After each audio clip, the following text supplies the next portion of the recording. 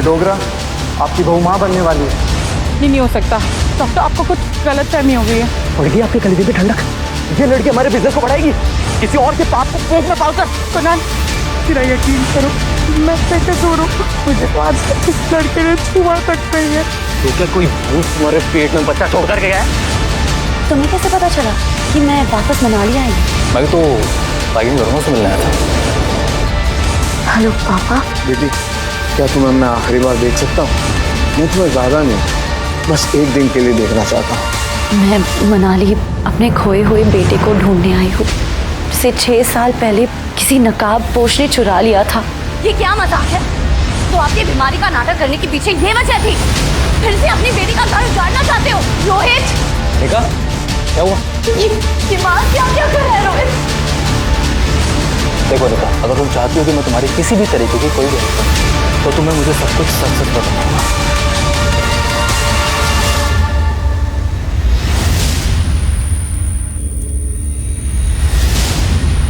कामिनी, तुम्हारी बहन कॉलेज का एक कंपटीशन जीत सकती है। उसमें उसके सामने हिस्सा लेने की किसी की हिम्मत ही नहीं होगी। और वो कंपटीशन है मिस हिप्पो। मैंने कॉलेज छोड़ने का फैसला कर लिया।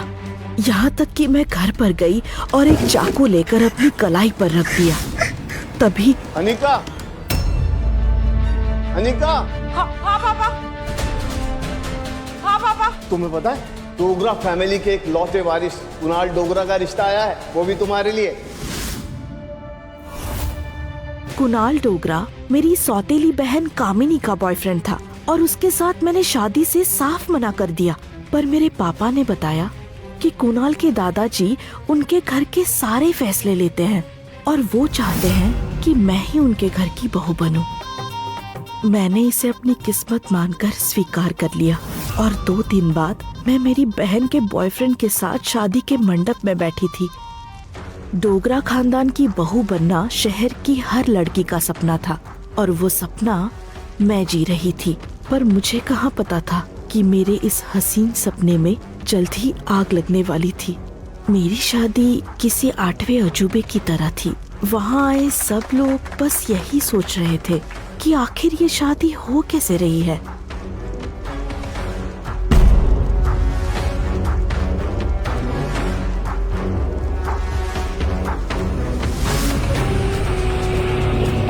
एक तरफ कुणाल डोगरा, जिसके लिए सुंदर से सुंदर लड़कियां लाइन लगाए बैठी थी, और दूसरी तरफ मैं, जिसे कुणाल भी कॉलेज में मोटी भैंस कहकर चिढ़ाता था।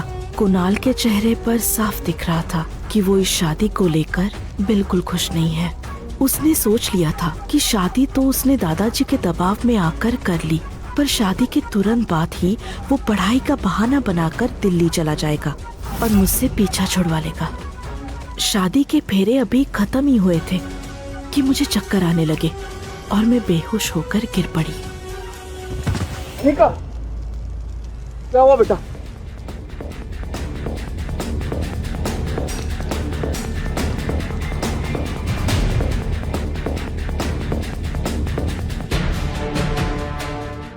मिस्टर डोगरा, आपकी बहू माँ बनने वाली है। ये सुन जैसे मेरी दुनिया ही थम गई, क्योंकि उस दिन तक ना मुझे किसी लड़के ने छुआ था और ना ही किसी से मेरा अफेयर हुआ था। मुझे लगा जैसे मुझ पर किसी ने जादू कर दिया। आखिर बिना कुछ किए मैं प्रेग्नेंट कैसे हो सकती थी? ये नहीं हो सकता डॉक्टर, आपको कुछ गलतफहमी हो गई है। अनिका, तुम चाहो तो अभी अस्पताल चलें। मैं मेरे एक्सपीरियंस से बोल सकता हूँ कि तुम प्रेग्नेंट हो। वो भी 4 महीने की।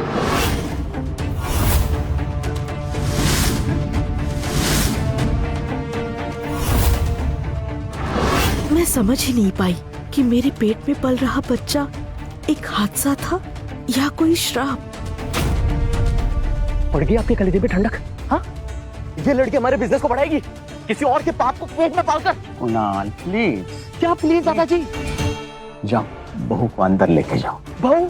कुणाल को लगा जैसे उसके दादाजी पागल हो गए हैं। इतना सब कुछ हो जाने के बाद भी वो मुझको अपनी बहू बता रहे थे। मैं भी समझ नहीं पाई कि आखिर उसके दादाजी ने मेरे अंदर ऐसा क्या देख लिया था जो मुझे डोगरा खानदान की बहू बनाने के लिए इतने उतावले हो रहे थे। कुणाल, कुणाल, मुझे नहीं पता मेरे पेट पे पल रहा बच्चा किसका है। मेरा यकीन मानो, मुझे तो आज तक किसी लड़के ने छुआ तक नहीं है। तो क्या कोई भूत तुम्हारे पेट में बच्चा छोड़ कर गया है?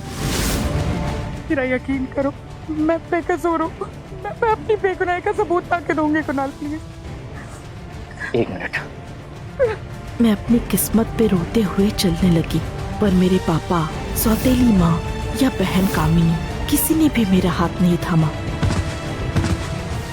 उनको तो ये सब देखकर मजा आ रहा था कि कैसे मेरे साथ हुए इस हादसे की वजह से कामिनी का रास्ता साफ हो गया। मैंने आखिरी बार पीछे मुड़कर देखा तो कुणाल के दादाजी भी चुपचाप अपने रूम में चले गए। मुझे लगा मेरे लिए यहाँ कुछ नहीं बचा है और मैंने मनाली शहर छोड़ दिया।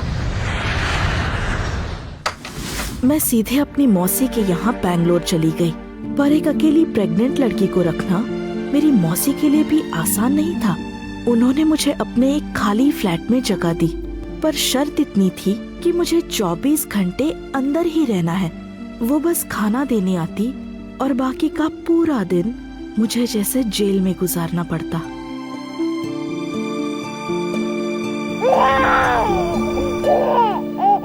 पर जब 5 महीने बाद मैंने अपने बच्चों को जन्म दिया तो उन्हें देखकर जैसे मेरी सारी मुश्किलें हल हो गई। हाँ, मैंने जुड़वा बच्चों को जन्म दिया था और उन दोनों को देखकर लगा जैसे मेरी दुनिया पूरी हो गई। पर मेरी ये खुशी सिर्फ 2 घंटे टिकी। अचानक से नर्स मेरे पास आई और बताया कि आपके बेटे को नकाबपोश उठा के ले गया। मेरे साथ ऐसा नहीं हो सकता। मुझे मेरा बेटा ला के दो, प्लीज प्लीज प्लीज प्लीज। पर मेरी आवाज 4 दीवारों में ही दब गई। मुझे लगा जैसे मैं बिल्डिंग से कूदकर जान दे दूं। पर तभी नर्स मेरी बेटी को लेकर आई और मेरे आंसू आग में बदल गए। मैंने उसको दुनिया मानकर नए सिरे से जिंदगी शुरू की। पर इसी दौरान मेरे साथ एक और अच्छी घटना हुई। मेरा वजन फिर से घटने लगा और मेरी खूबसूरती वापस आ गई, जैसे किसी ऋषि ने अप्सरा को अपने श्राप से मुक्त किया हो। मैंने अपनी पढ़ाई कंटिन्यू की और एक नामचीन न्यूरोसर्जन बनी।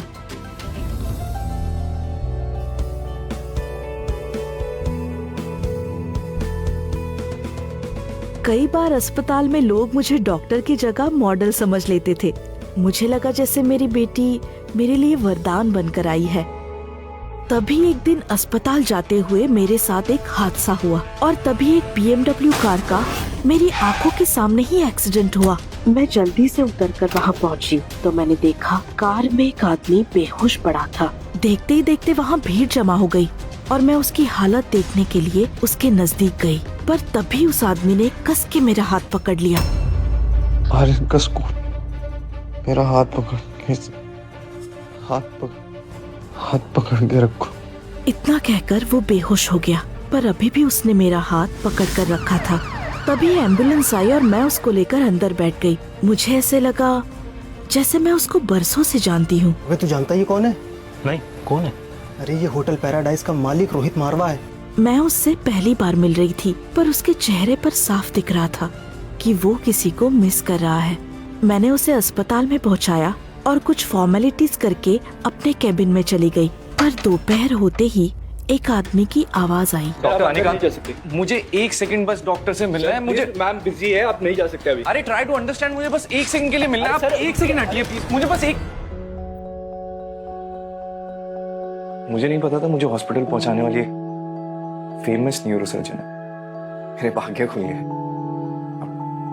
Thank you. रोहित मुझसे मिलने के लिए केबिन में आया था और वो भी सर पर बंधी पट्टी के साथ। उसने बताया कि वो अपने बेटे आर्यन की स्कूल मीटिंग में जा रहा था और इसीलिए इतनी तेज स्पीड से गाड़ी चला रहा था। मैं रोहित को एक नजर से देखे जा रही थी। उसके शाइनी बाल, शर्ट से दिख रही उसकी परफेक्ट बॉडी। मैं अचानक से बोल पड़ी, बेहोशी की हालत में भी कोई इतना हैंडसम कैसे दिख सकता है? मैं बोलते बोलते ही रुक गई। पता नहीं मेरे दिमाग में क्या चल रहा था कि मेरे मुंह से ये निकल गया। पर अब देर हो चुकी थी। रोहित ने बस एक स्माइल की और निकल गया। उसके जाते ही मैं अपना सर पीटने लगी। तभी मेरे पास एक कॉल आया और उसे देख मैं 6 साल पीछे चली गई। फोन मेरे पापा गौतम गुलेरिया ने किया था। मैंने घबराहट में फोन काट दिया और जल्दी से मेरे घर पर रिया को फोन किया। मौसी ने बताया कि रिया अच्छी है और मजे से गेम खेल रही है। मौसी को सुन मेरी रुकी हुई सांसें वापस आई। मैंने अपना दिमाग शांत किया और अपने पापा को फोन लगाया। पूरे 6 साल बाद मैं उनसे बात कर रही थी। मैंने उनको आखिरी बार तभी देखा था जब कुणाल ने मुझे सबके सामने जलील करके बाहर निकाला था। हेलो पापा। बेटी, क्या तुम्हें मैं आखिरी बार देख सकता हूँ? पापा को ऐसे बातें करते देख मैं घबरा गई। मैं तुम्हें ज्यादा नहीं, बस एक दिन के लिए देखना चाहता हूँ। मेरे लिए मनाली आ जाओ। हेलो। इतना कहकर उन्होंने फोन रख दिया। पर मेरी रूह उसी वक्त जैसे मनाली पहुंच गई। मैंने जल्दी से टिकट करवाया और अपनी 6 साल की बेटी को साथ में लेकर अपने शहर मनाली चली गई। मनाली एयरपोर्ट पर उतरते ही मुझे ऐसा एहसास हुआ कि मैंने यहाँ आकर गलती कर दी, जैसे कि मेरी जिंदगी फिर से वही हादसा दोहराने वाली है। पर इस बार मुझे रिया के लिए ज्यादा डर था। मैं मेरी बच्ची पर मेरे साथ हुए हादसों की परछाई भी नहीं पड़ने देना चाहती थी। मैंने रिया को अपनी सेक्रेटरी राजलक्ष्मी के साथ होटल पैराडाइज भेज दिया और खुद कैब में बैठकर सीधे अपने घर यानी कि गुलेरिया हाउस चली गई। घर के अंदर जाते ही मेरे कान में वो सारी बातें गूंजने लगी जो मैंने बड़े होते हुए सुनी थी। अरे इसके सामने तो डबल एक्सल वाली लड़कियां भी अपने आप को करीना समझती होंगी। तुझे देखकर तो भैंस भी शर्मा जाएगी। कोई इसके नजदीक मत जाना, अगर ये गिर गई तो हमारा कचुम्बर बन जाएगा। तुम्हारी बहन कॉलेज का एक कंपटीशन जीत सकती है और वो कंपटीशन है मिस हिप्पो।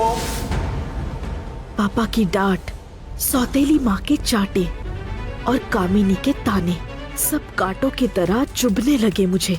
तभी मैंने देखा कि मेरे पापा गौतम गुलेरिया अपने वकील के साथ वेट कर रहे हैं। मुझे समझ आ गया कि फोन पर उन्होंने जो बोला था वो बस एक नाटक था। पर वकील को देखकर मैंने चुप रहना ही ठीक समझा। मेरे पहुंचते ही पापा ने 2 पेपर्स मुझे दिए।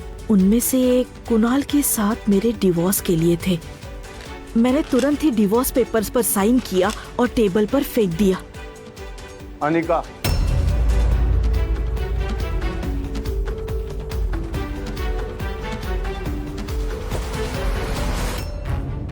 पर जैसे ही मैंने दूसरे पेपर्स देखे मेरे तो होश उड़ गए। उन पेपर्स में लिखा था कि मैं अपनी पुरानी फैक्ट्री कुणाल के नाम कर रही हूँ। ये क्या मजाक है? तो आपके बीमारी का नाटक करने के पीछे ये वजह थी? फिर से अपनी बेटी का घर उजाड़ना चाहते हो? मैंने गुस्से से पेपर्स फाड़ दिए और चलने लगी।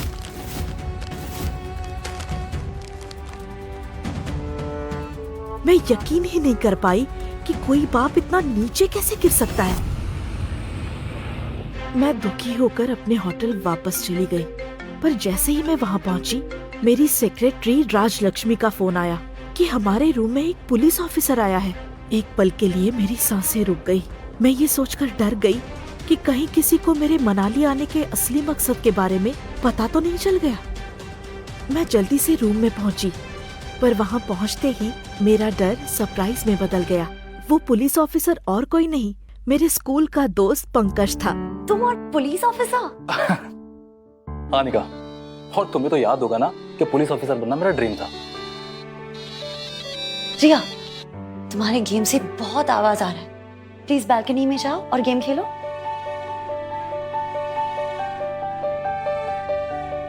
पर तुम्हें कैसे पता चला कि मैं वापस मनाली आई हूँ? मैं तो रागिनी वर्मा से मिलने आया था। ये नाम सुनकर मेरे होश उड़ गए। मुझे लगा जैसे पंकज ने मेरी चोरी पकड़ ली। अब उसके सामने सच्चाई को लाने के अलावा मेरे पास और कोई रास्ता नहीं था। हाँ, होटल में चेक इन मैंने रागिनी वर्मा के नाम से करवाया है।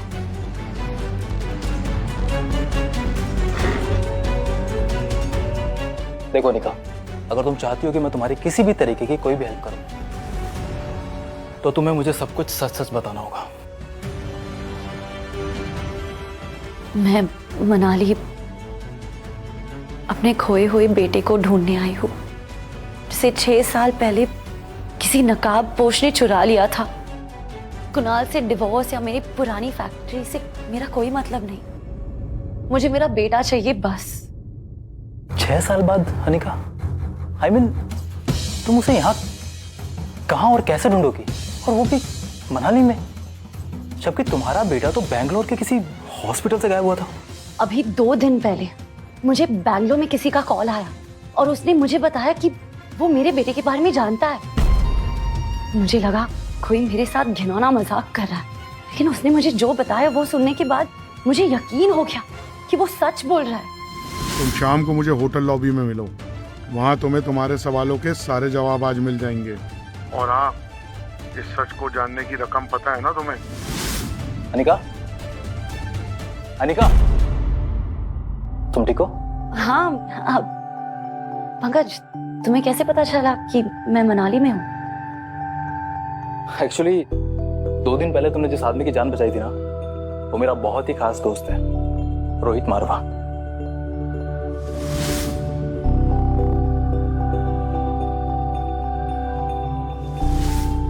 और जब मैंने उसके मुंह से तुम्हारा नाम सुना तो मैंने तुम्हारे हॉस्पिटल में कॉल किया था, लेकिन वहां से पता चला कि तुम तो मनाली के लिए निकल गई। तो बस हम आ गए आपसे मिलने। और हाँ, जाने से पहले मैं तुम्हें एक राज की बात बताना चाहता हूँ। जिस होटल में तुम ठहरी हो ना, वो होटल मेरे दोस्त रोहित मालवा का ही है।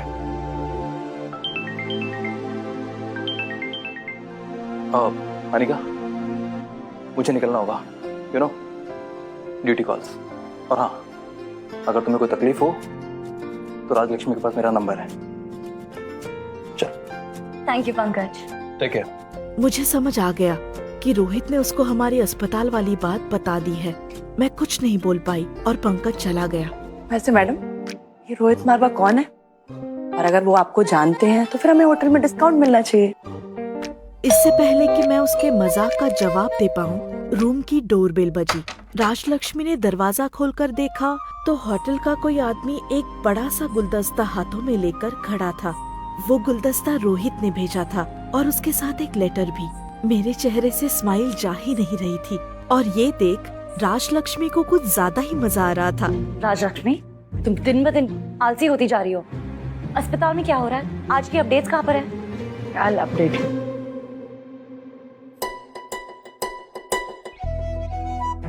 मैं बेहोशी की हालत में हैंडसम दिखता हूँ वो तो बता दिया, पर डिनर करते वक्त कैसा लगता हूँ वो कौन बताएगा? आज शाम 7 बजे बस होटल के नीचे आ जाना, मेरी गाड़ी तुम्हें लेने के लिए आ जाएगी। कितने सालों बाद किसी ने मुझसे इस तरह से बात की थी। मामा, हम कहाँ जा रहे हैं मामा? हम किसी से मिलने जा रहे हैं। ये हम पापा से मिलने जा रहे हैं। दीदी, यू आर राइट। मम्मा जल्दी चलो, मुझे लेट नहीं होना, मुझे पापा से मिलने जाना है, जल्दी जल्दी।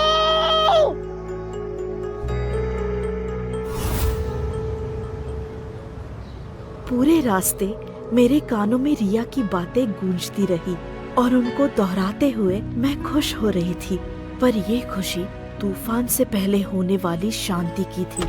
हम रोहित के घर के सामने उतरे और एक आदमी हमें अंदर ले गया, पर जैसे ही मैं अंदर घुसी, दीवार पर टंगे एक मास्क को देखकर मेरी रूह कांप गई। वो मास्क बिल्कुल वैसा ही था जैसे उस रात मुझे नर्स ने बताया था। रोहित, रोहित, रोहित! अनिका, क्या हुआ? ये मास्क क्या क्या कर रहा है रोहित? अनिका, ये मास्क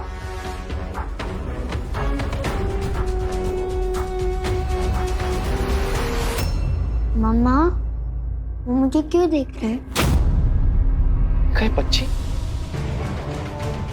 अरे साथ ये बच्चा कौन है?